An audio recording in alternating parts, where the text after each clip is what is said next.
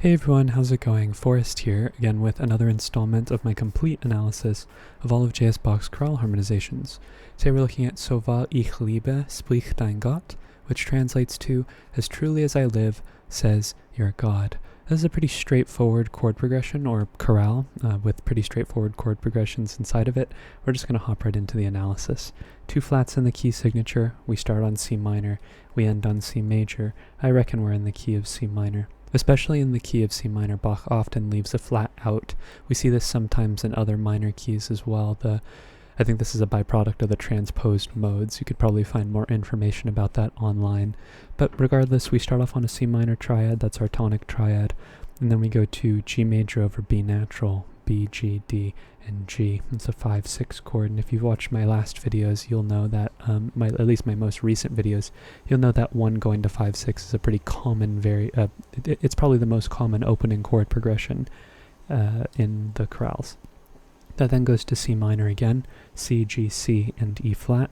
1, 5, 6, 1 probably being the most common variant of the opening chord progression, but we see some other third chords in that progression as well. It's really the 1 going to 5, 6, that's the most common. We then have F minor over A flat, F, A flat, C, and C. That is our 4 chord in first inversion. Passing tone in the alto. We then have E flat, C, E flat, and G. That's C minor over E flat. That's a 1-6 chord. And then we have four notes that are happening on the off beat, on 4 and. They're all passing tones. And when this happens, not necessarily if they're passing tones, but when we have 4 notes on the off beat, I tend to look for some way to analyze them. Here we have F, A flat, D, and F. That is D diminished over F. That's a 2-6 chord, and as we're closing in on the cadence, that's a chord that we would likely see. And the chord that we get on the other side of that is G, G, C, and E flat. That is C minor over G, or 1 in first inversion. That goes to G major, G, G, B, and D. So that's a cadential 6-4 chord. Use that bracket sometimes to signify that they are closely related to one another. We see how the voices typically move in the upper voices. In this case, it's not always the upper voices, but it's in this case we see how they step down into the 5 chord, passing 7th in the tenor, and then our perfect authentic cadence ends on C minor, C, E flat, G, and C. Next phrase is a little interesting. We have a brief modulation to the key of E flat, and then we end in a half cadence in the key of C minor. So we start off with the C minor chord here. I think we pivot right away to the key of E flat. So this C minor chord is now our submediant 6, which then goes to E flat in first inversion, G, B flat, E flat, and G. That's a 1-6 chord. Passing tone in the bass before we get B flat major, B flat, D, and F with a passing tone in the alto. B flat is our 5, it's our dominant in the key of E flat major. That then goes to B flat in first inversion, D, B flat, F, and B flat, which is a case where we don't need to reiterate the Roman numeral. You can if you want to, but I think it's more common to, or maybe a little bit more elegant, just to rewrite the figured bass to suggest that the chord has been inverted rather than having to rewrite the Roman numeral. Which then goes to E flat major, E flat, B flat, E flat, and G, which is our tonic triad in root position. Passing tone in the upper voices as well. We then go to A flat major, A flat, C, C, and E flat. That is our subdominant in the key of E flat, and I think this is also where we go back to the key of C minor. Maybe not. Maybe you could say it happens on the E flat chord too. It's effectively saying the same thing, but this is where I feel like it happens a little bit more logically. But like I said, it's more of like a zone, like really because they share a pitch collection, it can really be anywhere around here. I would just say before the B natural. This leading tone right here in the context of C minor, I think, is the cutoff point before you can say the modulation has happened. It's happened before that. That then goes to A flat, C, and F, which is a 4 chord in first inversion, F minor over A flat, which is 4-6. Little escape tone here before we cadence on 5 at the end of the cadence, G, D, B, natural, and G, which And this is a particular kind of half cadence called a Phrygian half cadence, and I've talked about this in the last couple of videos, but when there's half step movement in the bass from flat 6 to 5, it's a Phrygian half cadence. Not super important, but they do categorize it as its own special thing in the textbook, at least the textbooks that I came up learning with. Alright, moving ahead, I think we have another modulation, if anything, a brief modulation to the key of E flat before we move back to C minor for another perfect authentic cadence in the key of C minor. So, starting things off, we have another C minor chord here. Instead of having 1 going to 1 like we did at the end of the first phrase, we have 5 going to 1 here, but I still think we're using this 6 chord as a vessel to modulate. It's a common chord. Then we have A flat as or A natural as a passing tone. It's kind of an interesting thing here. This A natural is kind of what makes it feel a little bit more like G minor than it does E flat major, but I'm lumping everything into E flat major because I think in the grand context of scheme of things, this rising line feels like it's the trajectory is E flat, as opposed to just saying these two beats are the only things occurring in the key of G minor rather. I guess you could make the argument that C minor going to G minor is like a 4 going to 1, and this G is also common between G minor and E flat major, but like I said, I'm just analyzing all of it in E flat major, even with that A natural. But I think you could analyze this in G minor as well. That then goes to, like I said, G minor, 6 going to 3, G, B flat, D, and B flat. So a little transitive chord progression. It's like we're going against the cycle of falling fifths here. We then have F, A flat, E flat, and C. We might be tempted to call this a 2-7 chord, but I think what this actually is if we consider these upper voices accented non-chord tones, we have D, F, F, and A flat, which is D diminished over F. It's a 7 chord in first inversion. We see 3 going to 7, another transitive chord progression, so we are ascending the cycle of fifths rather than descending, or the cycle of falling fifths. And that goes to E flat major, E flat, G, G, and E flat. So an incomplete E flat major chord, but still an E flat major chord nonetheless. And I think this is the common chord between C minor and E flat major. This is now our mediant. That then goes to F, A, F, and D, which we have a interesting chord here. I think I think there are 2 ways you could analyze this. We could say that the lower voices are kind of imitating what the upper voices were doing, and we can call these 2 lower voices accented non-chord tones, and what we are left with is a 5-7 chord. Or what I think you can do is you could say that this is a harmonization of the melodic minor scale. As you can see, the fragment of the melodic minor scale is in the tenor here. You could say that this is D minor in first inversion, which would be 2-4-6 in the key, or 2-6, but taking the 2, the 4, and the 6 of the C melodic minor scale, it turns the triad from diminished into minor, which would then go to 5-7. 2 wants to go to 5, but it's uncommon for us to see 2 chords voiced this way, just because the diminished sound is just so associated with the 2 chord that we seldom see it spelled as a minor chord on the beat. So I feel like the same way that we didn't call this downbeat a 2 chord going to a 7 chord, these feel more like accented non-chord tones, kind of creating a parallel between a symmetry between the 2 voices. Look at how they're placed metrically too. The fact that 1 and 2, we then have having a similar thing happening on 3 and 4. So that's how my analysis is, but I think that you could argue that the parenthetical analysis is also accurate. I think both of them are just as equal as the other. We then have A flat, C, E flat, and C. That's A flat major in root position. That's a 6 chord. That is a deceptive progression, 5 going to 6.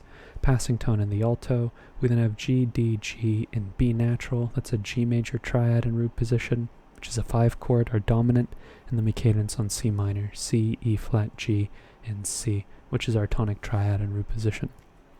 Okay, looking ahead, we have chords. We have a chord progression in the key of G minor, and I think we start off just by going to the key of G minor.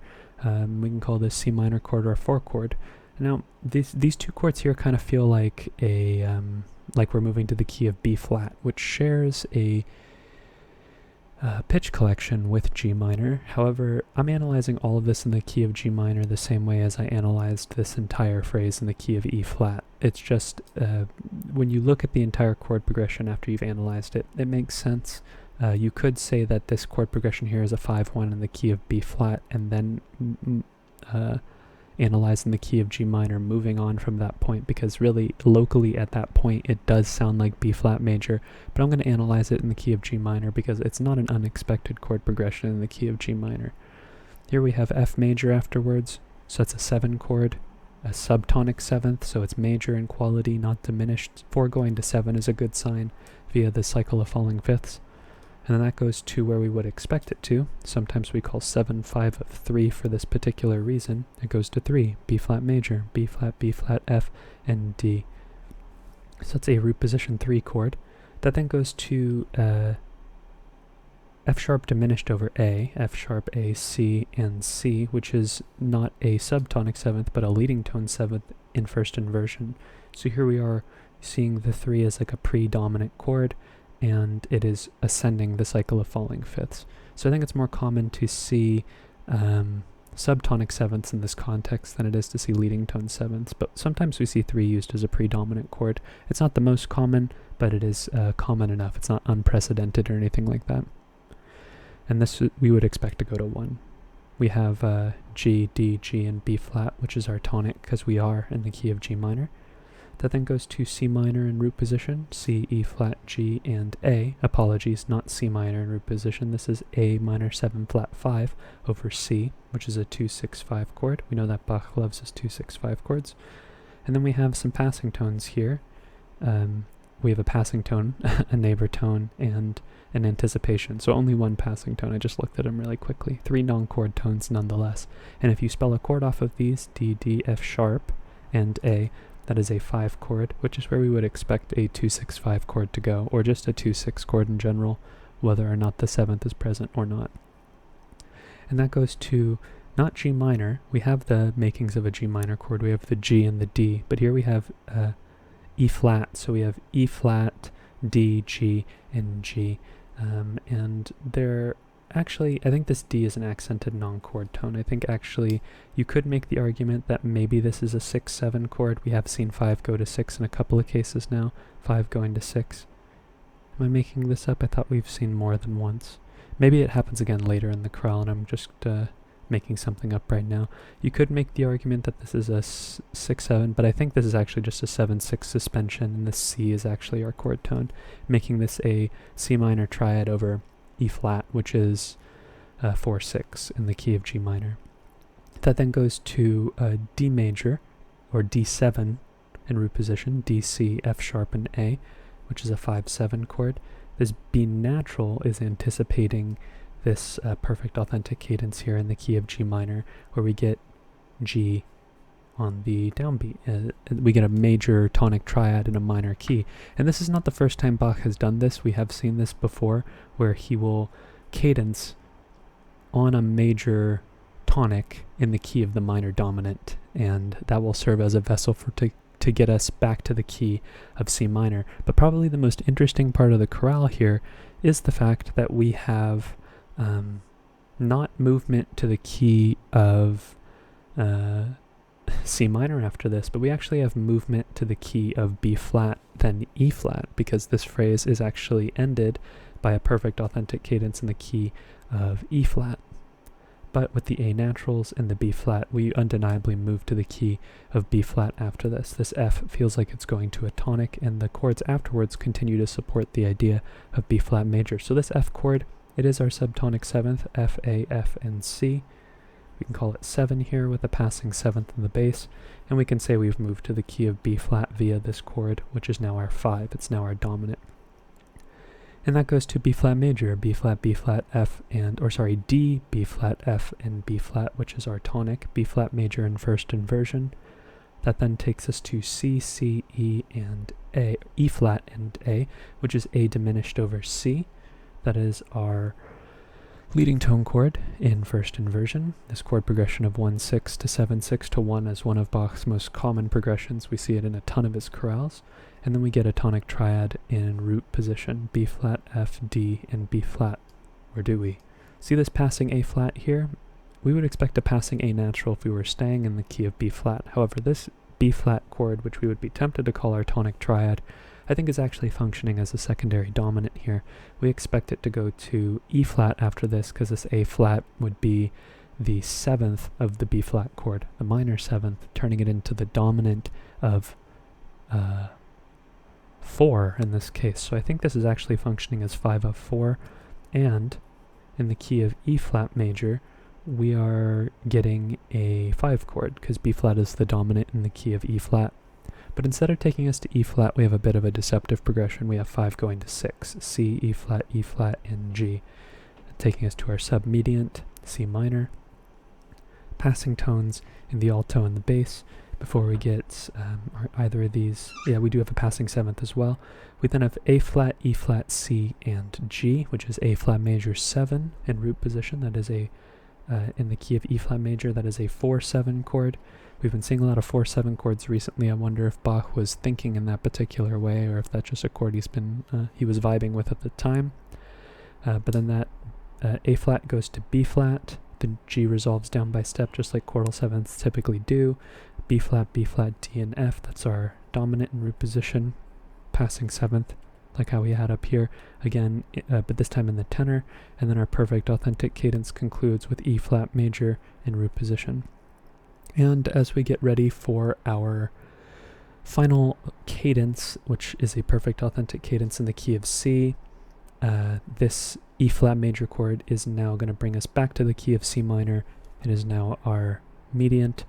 And then we have another interesting progression that we've seen recently, 3 as our means of moving to the next key, and then seeing the secondary dominant of 4 going to 4, E, C, G, or E, C, C, and G, which is C major in first inversion. That would be the dominant of 4, because C is also the dominant of F. But in minor keys, we have to turn the chord from minor to major, unlike in major keys where you have to add like a 7th to give us the full context. Otherwise, it just sounds like we have a tonic triad.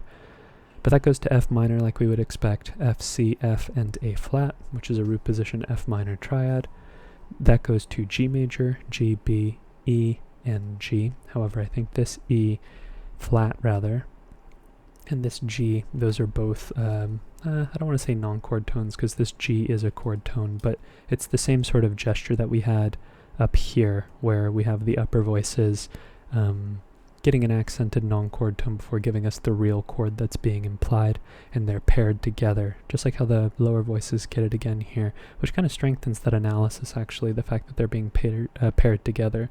They're not occurring rather on the same beat, but the fact that they're still paired together and the same chordal gesture is being done, the fact that the notes off of the harmonic rhythm are the notes that should be considered with the harmony that's happening for analytical purposes, is the same thing that's happening here. So I think this is actually a G7 chord rather than an E, like an E minor 7 chord, or like E flat major 7 over G, or E flat augmented.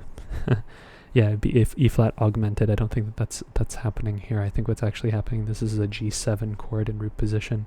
This G happens to also be a chord tone, but it's the F that is occurring at the same time as the D, which is what is this is the chord tone that should be considered at the same time. So I think it is a 5/7 chord.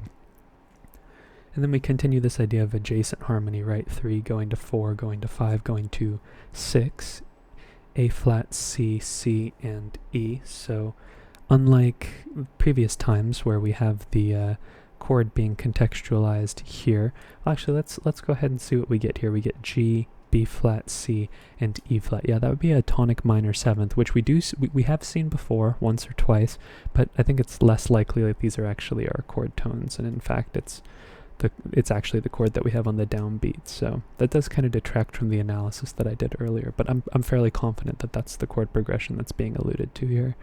But yeah, regardless, this is an A flat major triad and root position. That's a 6 chord with an and this isn't even a passing tone, it's an anticipation, so it's not exactly the same thing, it's more like a rhythmic gesture. But we do have a passing 7th in the bass. That takes us to F, B flat, D, and B flat. Maybe the most interesting chord in the chorale. We have this continuation of the adjacent harmony here. That's B flat, or no, I'm sorry, this is B, not B flat, this is B, no, it is B flat. The B flat got reversed here, so it is an interesting chord. We have B flat, D, F, and F, which is B flat major over F. This is a 6/4 chord that's not really functioning the way the textbook would tell you. 6/4 chords are typically passing, pedal, or in a cadential situation, but we see that Bach breaks that rule with some frequency, not a lot, but this is definitely not the first one. But it continues this idea of adjacent harmony, 3, and if we skip this secondary dominant, 4, 5, 6, 7, and then we get our tonic. This B is an accented non-chord tone, similar to the progression that we had, if not last episode, the episode before that, where we have this leading tone, accented non-chord tone here. This is C minor over G, G, G, C, and E flat, which is a tonic triad in second inversion. And the C is also an accented non-chord tone. We get G, G, G, G, G, or actually this G is in sort of the same way that this G is not a non-chord tone, but I think it's the B and the F that are occurring at the same time. So I think this is 5/7 rather than just 5, with this C as an anticipation or an accented non-chord tone, a 4/3 suspension over the bass. But we could also use this bracket to show that they are related to one another, because we have the way that the voices are expected to move in the upper voices again. C goes down to B, E flat goes down to D, and the lower voices rather share a bass. That's typical of cadential 6/4 chords, if not all 6/4 chords, where they share a fifth. Or they share a tone, that's often the bass, and another voice. It's doubled. I was trying to say that it's doubled. I forgot the word doubled for a second. And that 5/7 chord goes to our tonic triad and root position, C, E natural, G, and C. Bach often ends his minor chorales on the major tonic with the Picardy third. I imagine because he wants to end on a more uplifting tone, because the chorale is often the last movement of the cantata. If the cantata is, if this is a movement in a cantata and not just its own thing, but the majority of the chorales we've looked at thus far have been a movement in a larger work, usually a cantata, and ending on that more uplifting note, I think, is like an aesthetic gesture, I think. But that is today's analysis, more or less straightforward. I analyzed this chorale with more modulations than I typically would, but really the melody did make us feel like we were in different, when supported by the harmony, made us really feel like we were in different keys. It's interesting to see how many modulations occurred in the span of this chorale, because there's no repeat, so it was a much shorter chorale than we're typically used to listening to. But that is today's analysis. No real comments on the harmony. Pretty straightforward stuff, more or less functionally harmonic. Some instances of transitive harmony, but more or less functionally harmonic. We don't need to revisit the typical harmonic procedures that we would expect in the chorale, because more or less everything was followed. But if you liked the video, feel free to like it. If you are interested in going on this journey with me to analyze all of Bach's chorale harmonizations, feel free to subscribe and hit the notification icon, because I upload daily with a new chorale analysis, and so long as I am working on this series, you can get notified that I had uploaded, and that happens once a day. So I'd be more than happy to have you along on the journey, and I'm really excited for more analysis in the future. Thank you so much for watching the video. Thank you so much for supporting the channel. I look forward to tomorrow's analysis, and I hope you take care.